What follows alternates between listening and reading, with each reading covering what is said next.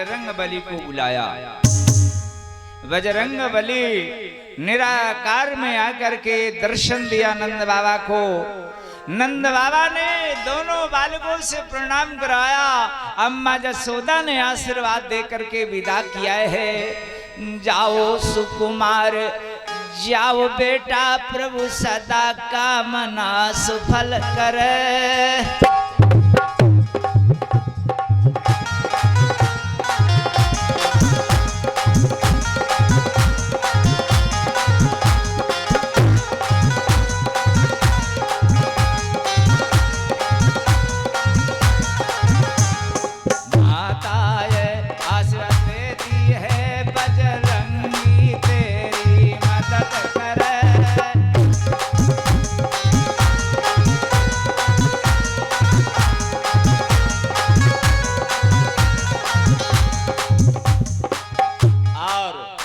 रथ पे बैठ करके बिहारी जी अक्रूर के साथ मथुरा की ओर प्रस्थान कर दिया। रथ जा रहा है, धूल उड़ रही है। प्रेमियों गोपियां धूल को देख रही हैं कि वो पीतांबर लहराता हमारा मुरलीधर जा रहा है। ये शरीर ही रथ है, जीव ही अक्रूर है और आत्मा कृष्ण है, शब्द ब्रह्म बलराम है। इंद्री रूपी गोपियां आत्मा रूपी परमात्मा के दर्शन कर रही हैं और अपना वियोग सहन नहीं कर पा रही हैं। मेरे भगवत प्रेमियों, विचार करना, वियोगी की बड़ी दयनीय दशा होती है। परमात्मा न किसी को वियोग का दुख दे। और रोने लगी कि बिछुड़े घने श्याम मिले कैसे, नंदलाल मिले कैसे।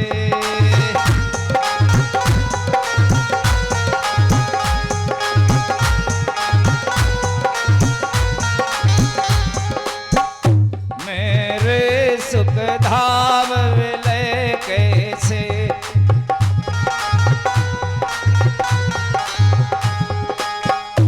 यदि आग लगे तब बुझे जल से, जो जले तब बुझे कैसे।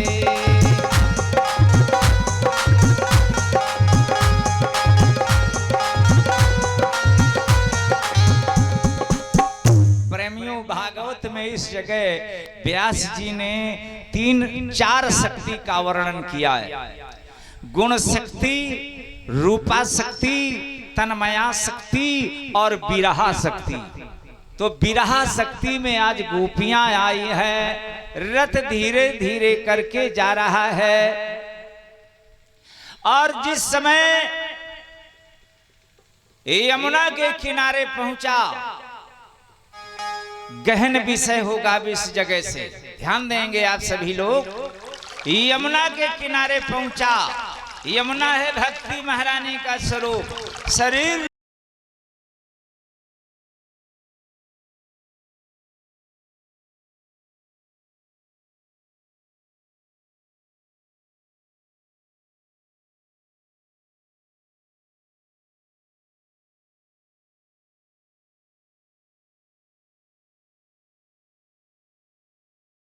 जागृत हो रही है कि हम स्नान करना चाहते हैं। तो रथ रुक गया, ग्वाल वालों को भेजा गया। ग्वाल वाले यमुना बगिया में आकर के डेरा डाल दिया और अक्रूर जी रथ में बैठे कन्हैया बलराम को कहने लगे, आप रथ में बैठे रहिए, मैं स्नान कराऊं। और स्नान करने के लिए जिस समय भक्ति यमुना में स्नान किया तो इनके मन में एक भाव पैदा हो गया कि रथ में मेरे लला बैठे हैं, कहीं खड़यंत ना अभिमानी कंस रच दिया हो जो राक्षस छिपे बैठे हों और वार कर दे। तो जिस समय पहली डुबकी लगाई तो परमात्मा जल के अंदर दिखाई दिया, क्योंकि परमात्मा कण कण में व्याप्त है। जल में देखो तो जल स्वरूप, वायु में देखो वायु रूप, यानी भाव किसी भी भाव में देखो सर्वत्र परमात्मा विद्यमान। अक्रूर जी विचार करते हैं, ऐसा तो नहीं है कि मेरे पहले स्नान करने से डुबकी लगा दिया हो, और उछल के देखा तो वैसे बैठे, और जब दोबारा डुबकी लगाई तो अनंत कोट ब्रह्मांडों के दर्शनाथ जल के अंदर हो रहे। पर्वत, ऋषि मुनि, गंधर्व, किन्नर, यक्ष, नागो तो विचार करते हैं कि वास्तव में कोई ये साधारण शक्ति नहीं है। अब तो अक्रूर जी निकल करके आए और भगवान से पूछना शुरू कर दिया। अब यहां सत्संग हो रहा है, असली सत्संग होने जा रहा है। अक्रूर जी हैं जीव, यानी त्रिवेणी हो गई संगम। अक्रूर जीव और ब्रह्म परमात्मा कृष्ण और भक्ति यमुना, संगम तीनों का हो गया। अब सत्संग छिड़ गया तो अक्रूर जीव परमात्मा से प्रार्थना करता है कि महाराज मुझे एक बात बताइए कि कथम तरे भौ सिंधु में तत कावा गतिर्ये तमो सुपाया जाने न किम के चित कृपयामां प्रभो संसार दुख क्षति मातना सो। इस संसार से देवता हमारा उद्धार कैसे होगा। परमात्मा लीलाधारी बड़ा सुंदर उपदेश दिया है। बोले आप अजर और अमर है, अविनाशी हैं, आपका कभी विनाश नहीं होगा। आप मुक्त हैं, बंधन में नहीं है, परतंत्र नहीं है, और मैं मुक्ति सिखाता हूं। और अक्रूर जी, मैं जीव को संसार में मृत्यु सिखाता हूं। थोड़ा विचार करेंगे। मैं दर्शन शास्त्र में प्रवेश करना चाहता हूं भागवत के इस प्रवचन में। हमारे गुरुदेव भगवान ने कहा कि हम पदार्थ हैं, इंद्रियों से केवल वही ग्रहण होता है, देह के माध्यम से जो भी जाना जाता है वो देह से अन्न हो भी कैसे सकता है। देह देह को ही देखती है और आंख उसकी ग्रहण सीमा में नहीं आती है। वो पदार्थ से अन्न है, इसलिए उसे जानने का मार्ग पदार्थ से अन्न ही हो सकता है। आत्मा को जानने का मार्ग है धर्म, और धर्म उपदेश नहीं उपचार है। वो उस आंतरिक चक्षु की चिकित्सा है जिससे जो पदार्थ के अतिरिक्त है और पदार्थ का अतिक्रमण करता है। दार्शनिक वैज्ञानिक सिद्धांत है। भगवान ने उपदेश दिया। भाव ये है, गहन विषय न लेकर के केवल इतना कहें कि परमानंद स्वरूप तो अनहितो में दुख लेस, अज अविनाशी ब्रह्म चित्तमत मान ही क्लेश। अक्रूर जी, अजर अमर का नाम है,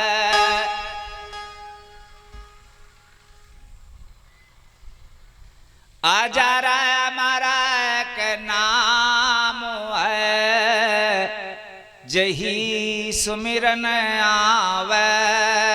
शब्दों पर ध्यान देना। बिन मुखड़ा के भजन करे, बिन मुखड़ा के भजन कर रसना न डुलावे, अजर अमर एक नाम है। बिन श्रवण के धुनि सुना कर दोनों नैन छिपावे,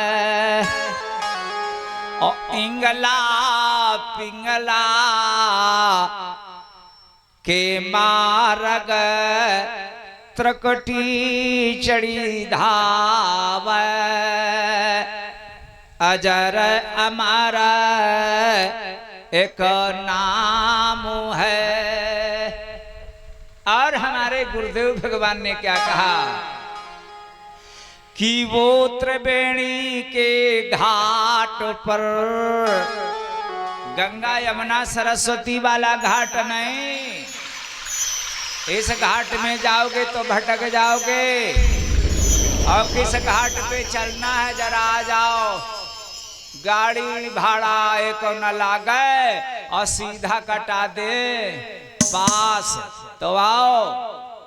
कौन से घाट में कि इंगला पिंगला के मार्ग में त्रिकुटी चढ़ी धावे, अब वो त्रिवेणी के घाट पर हंसा नहलावे,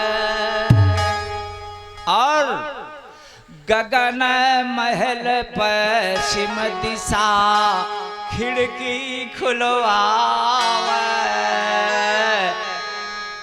और कायामद एक कोठरी योगी ध्यान लगावे,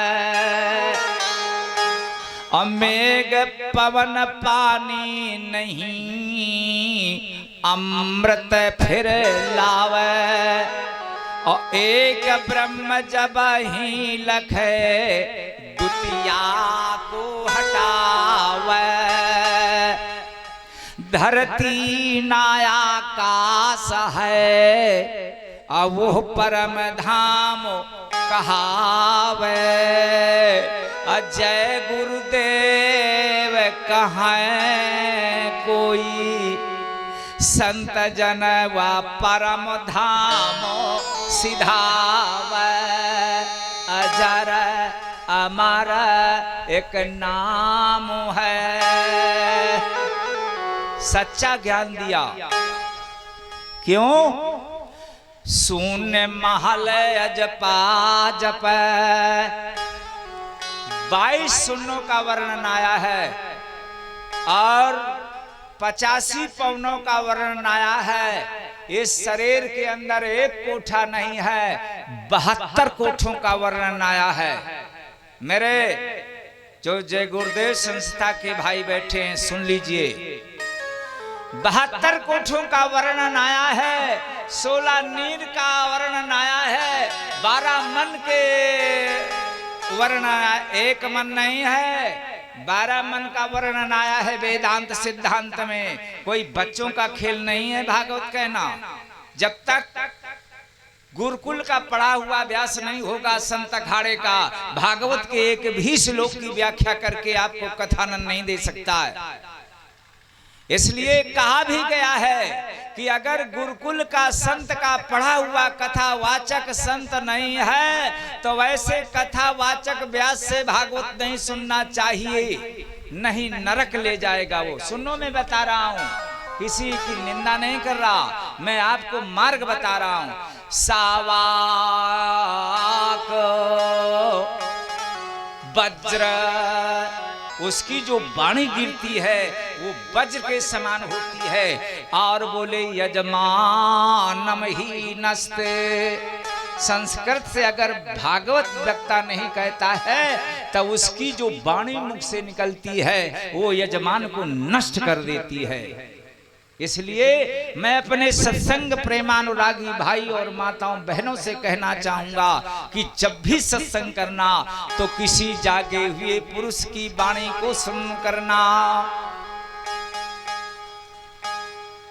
तो देखो सोन महल अजपा जपै समुद्र शिखर के पार टूटी गगन गिरा भई त सद शब्द झनकार त्रिकटी टाटी टूटी के असुन अन्न भी निवास अघट भीतर पर छाई भय देखा अजर निवास।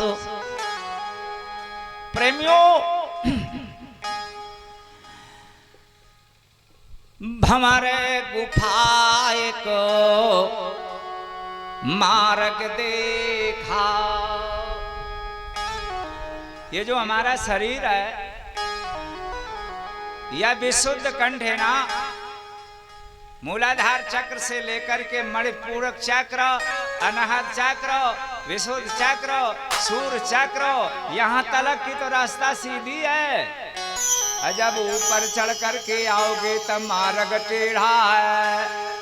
भगवान को पाने के लिए, ब्रह्मरस को पाने के लिए, तब बोले हमारे गुफाए को मार्ग देखा जहां जीव सत सुरति कलेखा। मेरे भागवत प्रेमियों पूर्ण उपदेश दिया, ज्ञान हुआ महाराज को, और जाकर के यमुना बगिया में रथ रोक दिया। बोले सरकार चलोगे? भगवान कहने लगे आप चलो, अब मामा माइयों से बता देना कि तुम्हारे लल्ला आए गए, और धनुष लीला देखने के जब बहाने आएंगे और लीला पूर्ण कर देंगे तब तुम्हारे घर हम आएंगे। और ऐसे नहीं आएंगे जब मामा कंस की डोली सजेगी, और एक दिन डोली सभी की सजेगी। जीवन में 2 बार मनुष्य की डोली सजती है ना? अब समझ ले, समझदार हो, क्या बताऊंगा। एक बार वह डोली कि बड़े बड़े बुढ़उना डाई कराए,